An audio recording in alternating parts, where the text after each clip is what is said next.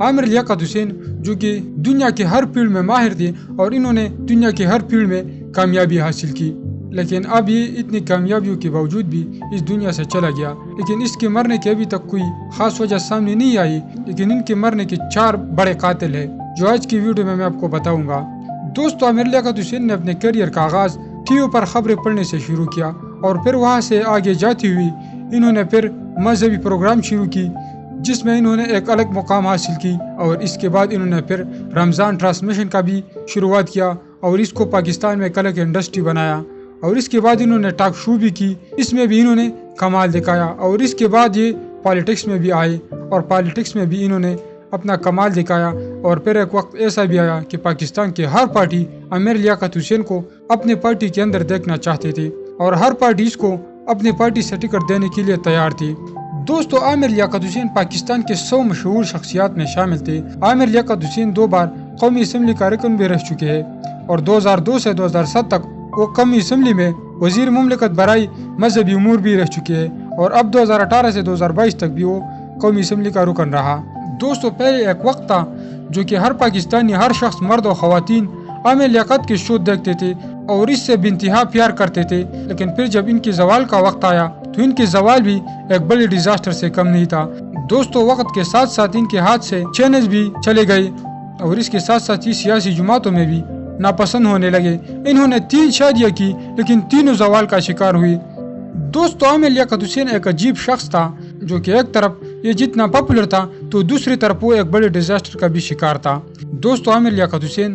مرا نہیں بلکہ اس کو قتل کیا گیا ہے، لیکن سوال یہ ہے کہ ان کے قاتل کون ہے، تو میں آپ کو بتاتا ہوں۔ دوستو، ان کے 4 قاتل ہیں۔ دوستو، عامر لیاقت حسین کا پہلا قاتل ان کی شہرت ہے۔ دنیا میں ہر شخص مشہور ہونا چاہتا ہے اور ہر شخص دولت مند ہونا چاہتا ہے اور ہر شخص طاقتور بھی بننا چاہتا ہے، اور یہ تینوں چیزیں کبھی بھی انسان کے ساتھ پوری زندگی نہیں رہتی۔ دولت بھی ایک موڑ پر آ کر آپ کی کسی کام کی نہیں رہتا، شہرت بھی ایک مقام پر آ کر ایکسپائر ہو جاتی ہے، اور اسی طرح صحت بھی ایک مقام پر آ کر ختم ہو جاتی ہے۔ اور عامر لیاقت حسین بھی ایک ایسا مشہور آدمی تھا، جب اسے لگا کہ اس کے ہاتھ سے شہرت نکلنے لگی ہے تو انہوں نے اسے قابو کرنے کے لیے ہر ممکن کوشش کی، لیکن یہ ناکام رہا، اور شہرت کی اس لت کو اپنے ہاتھ سے نہ جانے کی وجہ سے انہوں نے 18 سال کی لڑکی سے بھی شادی کی، اور اس کے ساتھ ہی عجیب و غریب ویڈیوز بھی بناتے تھے۔ دوستو، عامر لیاقت حسین کا دوسرا قاتل اس کا نشہ ہے۔ جب بھی کوئی شخص طاقتور اور دولت مند بنتا ہے تو نشہ ایک ایسی چیز ہے جو بہت تیزی سے اس کی طرف بڑھتا ہے۔ یہ ہو نہیں سکتا کہ آپ ایک دولت مند اور مشہور شخص ہے اور آپ نشے کی کسی لت کا شکار نہ ہو۔ صرف اللہ کی ذات ہے جو آپ کو اس نشے کی لت سے بچا سکتے ہیں۔ تو عامر لیاقت بھی ایک مشہور اور دولت مند شخص تھا، اور وہ بھی اس طرح اس نشے کی لت کا شکار ہوا تھا، اور اسی نشے نے اس کی جان بھی لے لی، اور یہ عامر لیاقت کا دوسرا قاتل ہے جس سے وہ اپنے آپ کو بچا نہیں سکے۔ دوستو، عامر لیاقت حسین کا تیسرا قاتل اس کی فیملی ہے۔ انہوں نے جب پہلی شادی کی تو اس کی پہلی بیوی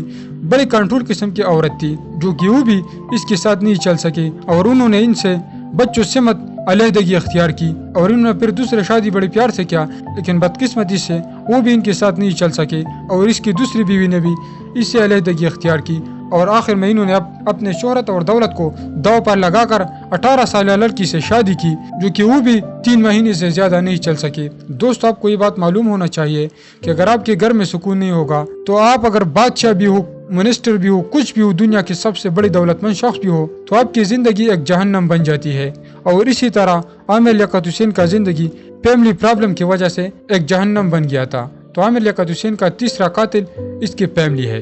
دوستو، عامر لیاقت حسین کا چوتھا اور آخری قاتل میڈیا ہے۔ جب عامر لیاقت کے اسکینڈل سامنے آیا تو کوئی بھی ایسا چینل نہیں تھا جس نے عامر لیاقت کا مذاق نہیں اڑایا، کوئی بھی ایسا اخبار نہیں تھا جس نے عامر لیاقت کا مذاق نہیں اڑایا، اور کوئی بھی ایسا سوشل میڈیا یوزر نہیں تھا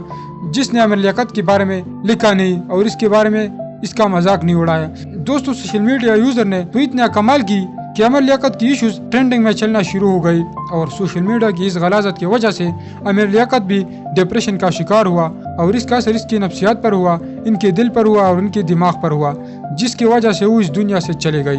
دوستو، آپ کو یہ بات معلوم ہونا چاہیے کہ میڈیا جس طرح انسان کو راتوں رات ایک سٹار بنا دیتی ہے، اسی طرح یہ میڈیا آپ کی زندگی کو بھی راتوں رات ختم کر دیتی ہے، اور اسی طرح سوشل میڈیا پر چلنے والے خبروں نے عامر لیاقت کی جان لے لی۔ دوستو، آپ جب بھی کوئی خبر چلاتے ہیں یا کوئی ویڈیو بناتے ہیں تو یہ بات ضرور ذہن میں رکھیں کہ اس سے کسی کی زندگی پر تو کوئی منفی اثر نہیں ہوگا۔ دوستو عامر لیاقت تو اب اس دنیا سے چلی گئی ہے،